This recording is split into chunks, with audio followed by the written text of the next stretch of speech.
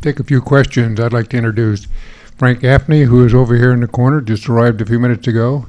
He's one of our national security team, and about 3 years ago, he was instrumental, along with Jim Woolsey and Milt and others, to pull a letter together that went to the Congress, went to the President, basically pointing out very clearly that we just have to reduce our dependence on foreign oil and oil in general.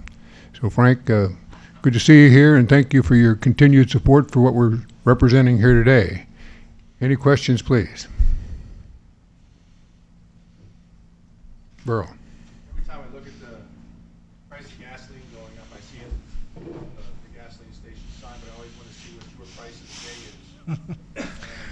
I guess I can see one at $7, but do you have a reflective price today for gas? Yeah, well, I think there are two things we're looking at today, and what Burl's referring to is we had equated our earlier numbers to how much it would add to the price, the pump price of a gallon of gasoline. Back in 2003, it was $2.68. In 2006, it was 5 and change.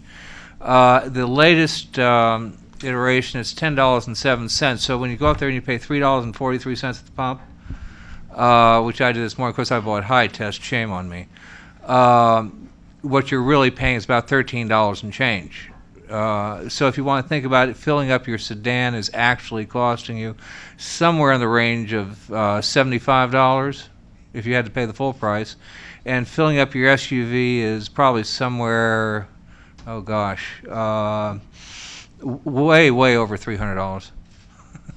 Yeah, so it's very expensive gasoline you're putting in your tank. Annie, I've got a question for you. In describing the hybrid electric plug-in and options for the purchaser when you go to the pump of selecting the fuels, are you familiar with the activity going out in the Midwest, really putting in blender pumps so those choices are really in place? Mm-hmm. I think that's absolutely wonderful. And essentially that's what you have in Brazil, where the consumer can really decide what proportion of alcohol, what proportion of gasoline they'd like to have. They're not faced with a fixed choice of either 100% gasoline or else 85% alcohol, 15% gasoline. They can decide what proportion they want, and they can do that. And in Brazil, people actually have their calculators, and depending on the price of the day for each commodity, they decide what is the proportion that they'd like to put in their car. Oh, and by the way, before anybody thinks that might be difficult in this country, they may think back a few years to Sunoco's pump, which used to give you a choice about a dozen different blends of octane. Believe it or not, they were using ethanol back then to do that. So we had those pumps in this country at one time. Annie, if you have another choice like methanol, does that complicate the situation? I don't think so. I think what you'll see is regional variations. We talked about biofuels here. Jim mentioned a little bit that there's a big, strong constituency for making fuel out of coal as well. If you look at China, China's making working on making fuel out of coal, and one of their fuels of choice is methanol, an alcohol that you can make from coal, and mostly in the world it's made from natural gas. But you can also make it from biomass, and so at quite competitive prices. I think that consumers are smart enough to be able to choose on their own, and you might see different fuels in Kentucky at the pump than you would in Iowa or in California, and that's just fine, because if you drive your car cross country, you'll still be able to fuel it wherever you go. And you'll be able to choose between something that is coming from people who want to kill you or something that's coming from people who don't.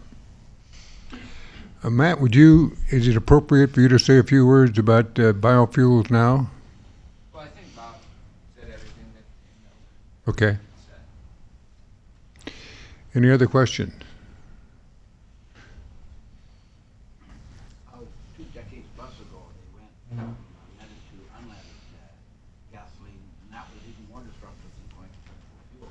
You don't hear that as a model that can be followed with less pain, and you didn't mention it.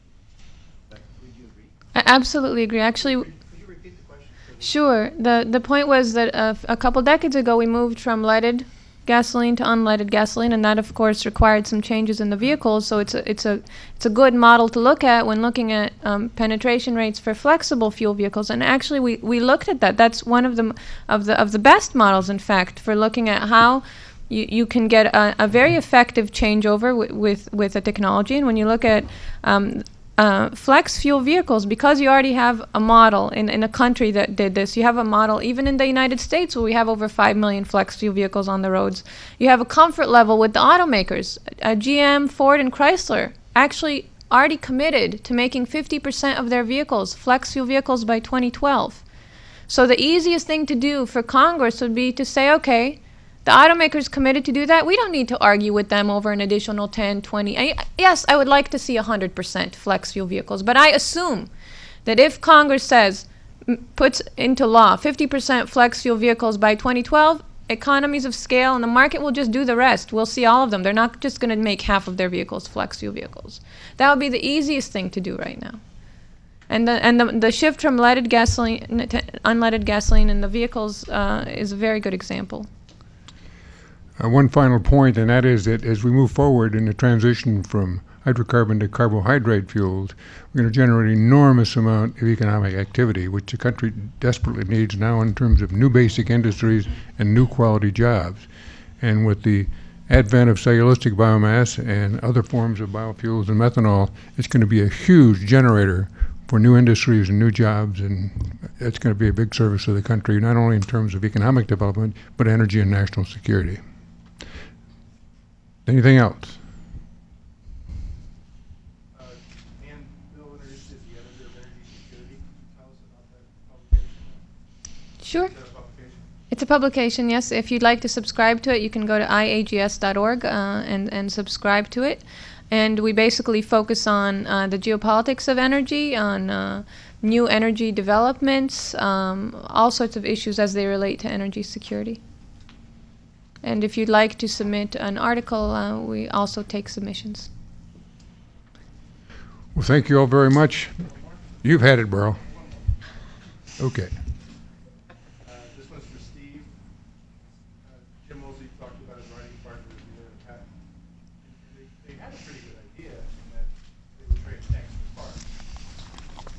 In your efforts to go into that community, is there any talk about tying tanks or rules or tying the two budgets of defense and offense together that, if it is an energy security problem and it's tied to national security, can you tie those two in the budget? Is there any discussion?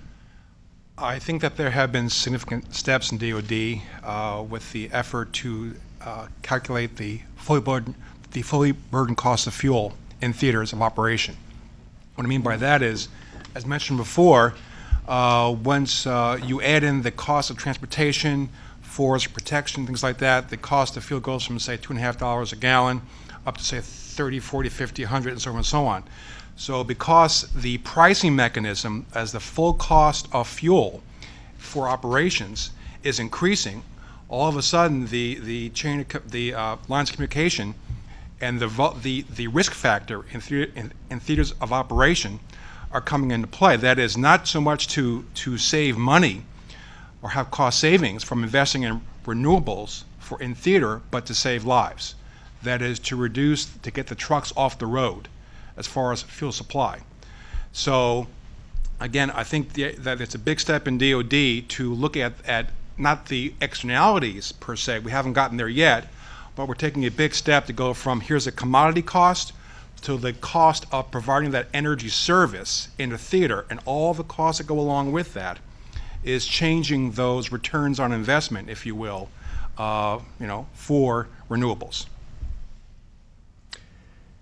Bill, if you've wrapped up, I have one quick administrative note before we thank you, and that is that Mr. Woolsey provided us with 3 separate publications that are available in the back of the room that you can pick up on the way out, including, I believe, that chapter of the book that he referenced with Muir and Patton. So be sure to go by that corner on your way out if you'd like to pick those up. On behalf of the Renewable Fuels Association and the Reserve Officers Association, thank you, panel, for a very stimulating discussion. We really appreciate it. Thank you.